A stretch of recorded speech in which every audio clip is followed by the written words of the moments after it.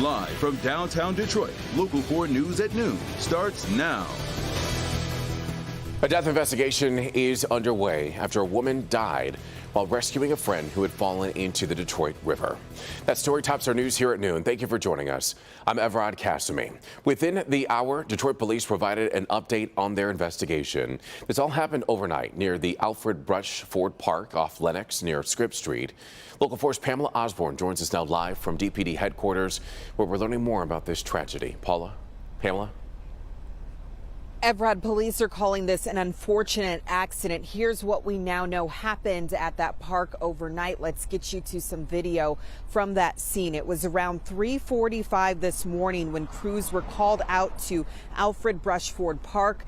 You're looking at video from the park around the time those rescues took place. Police tell us 3 friends were along the Detroit River near Lenox and Scripps Streets when one of them slipped and fell into the river. The other 2 friends jumped into action. They went in after her and they were able to get her to safety, but unfortunately, one of those 2 women did not survive. Police say she was only 20 years old. My thoughts and prayers go out to the family.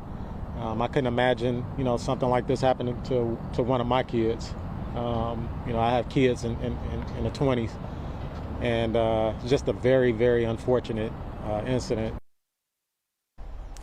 And so those other 2 women are 26 and 35 years old. They were transported to the hospital where at last check they were in stable condition. This investigation, I should mention, is still very much underway. Reporting live this morning afternoon outside of police headquarters, I'm Pamela Osborne, Local 4. So incredibly sad. Pamela, thank you for the update there. We do want to keep you updated on your forecast on this Friday afternoon. Meteorologist Andrew Humphrey is in for Brandon today. We're expecting a little rain for the weekend. We certainly are, and some of that arrives later on today, Evrod. Currently, we have temperatures that are in the 40s and low 50s, so it has gotten a bit milder, and temperatures go up a few more notches from here. We're at 51 degrees for our friends over at Metro Airport. Ann Arbor checking in at 51. Chillier conditions still with winds out of the northeast, that wind whipping off the colder waters of Lake Huron, so we only have 38 degrees in Sandusky, while it's 45 in Port Huron, 48 for our friends and neighbors over in Pontiac. For right now, we remain drip dry. That will be changing. Cloudy skies, but those clouds are thin enough where some sunshine is making it down here to earth. We're looking at 51 degrees over at the airport with winds out of the northeast at around 14 miles per hour. That northeasterly wind, the clouds overhead, keep our temperatures in the 50s. I know yesterday was beautiful, gorgeous. Felt great too, right? With temperatures above 70 degrees. Well, cool down for today. May need a jacket this afternoon, highs between 50 and 55, but we stay above freezing for tonight. Now that is key because we have some precipitation on the way. It's not here yet, but rain is expected later this afternoon during the afternoon drive. You can keep track of Storm Tracker 4, rain on the way, temperatures with the Local Forecasters app. It's free. Scan this QR code. Go to your app store as well. You can go ahead and search WDIV for the Local Forecasters app. More on that rain in your weekend forecast in minutes. All right, Andrew, thank you. Now let's get you updated on the latest on the war in Ukraine. As Russian forces set sights on civilians across the country, military officials say that Russia fired 6 missiles on Lviv, a western city near the Polish border. The World Health Organization has verified at least 43 attacks have been made on healthcare facilities in Ukraine alone. This comes as President Biden and a Chinese leader discussed the war in Ukraine for nearly 2 hours this morning. Bree Jackson has the latest from Washington.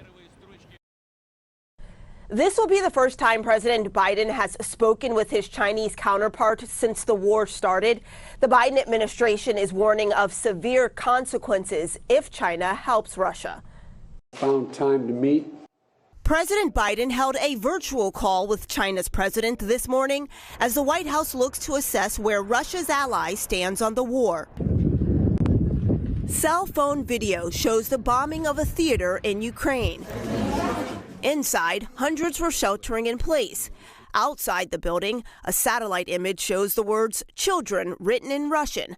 Officials say this and other attacks are signs Russia is knowingly going after civilians. President Biden not mincing words about Russian President Vladimir Putin. Murderous dictator, a pure thug who is waging an immoral war against the people of Ukraine. This just one day after the president declared Putin a war criminal, something the Kremlin called inexcusable.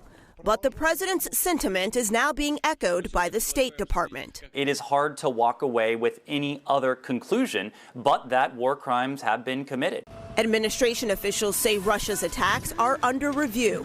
In the meantime, there's a push to provide killer drones and other weapons to Ukraine. We're doing this because we have to be ready to defend Europe, to defend our interests, to defend NATO. With its convoy stalled and Putin's back against the wall, there are growing concerns that China may give Russia military aid. The U.S. warns doing so would come with consequences. China has called for a peaceful resolution, but they've avoided condemning Russia and continue to rely on Russian oil and gas. In Washington, I'm Bree Jackson. Back to you. Bree, thank you. And as the fighting continues in Ukraine, the way out for those trying to escape has become more difficult and more dangerous. UN officials say the number of those crossing the border has dropped just a bit over the last 48 hours. But they warn that is likely just a temporary slowdown, with more than 3 million refugees trying to escape Ukraine. Jay Gray has more from along the Polish-Ukrainian border. Hey there, we're at the Medyka border crossing between Poland and Ukraine, and we wanted to show you this is the busiest crossing spot. And when we got here 3 weeks ago, it was empty fields alongside a walking path across the border. You can see what's happened. It's exploded. It continues to expand. You've got tents here, volunteers continuing to show up. It's a place where those that want to help come every day to try and help those who need it so desperately. We've seen a bit of a dip in the number of those crossing the border over the last 48 hours. UN says that's expected, that they always thought that there would be people coming in 2 waves, and this is likely the end point of that second wave. Another issue is those trying to make this trip, well, they're doing so now coming from areas that have been bombed out, coming from neighborhoods that have been destroyed, coming along roads that have been torn up by war, and through towns and villages, frankly, that are now being held by Russian troops. So there are checkpoints in place making it difficult. One other thing, you hear the music here, and this young man has brought his piano out. He's done it a few times. Says that he doesn't have a lot that he can do, nothing that he can give except his music. It's a stunning juxtaposition, his beautiful songs against the backdrop of what is growing difficulty and despair here. And it's so neat to see, if only for a minute or only for a song, so many of those who are crossing the border stop and listen. We saw one woman pushed to tears as he was playing today. And again, this is the kind of outpouring that we're seeing from everyone who just wants to help in any way they can. That's the latest from here along the Ukraine-Poland border. I'm Jay Gray. Back to you. And that is the power of music at such a trying and very scary time. Jay, thank you for that. We do want to talk about gas prices, though. They're continuing to trend in the right direction. According to AAA, the current national average price for regular gas is $4.27 per gallon. Here at home, Michigan's average gas price is 10 cents less than the national average. Michigan drivers paying about $4.17 a gallon. That's down about 2 cents from yesterday. Now to the coronavirus. Moderna is asking the FDA to grant emergency use to a 4th dose of its vaccine. It would be for anybody over the age of 18 who has gotten an initial booster of any of the authorized or approved coronavirus vaccines.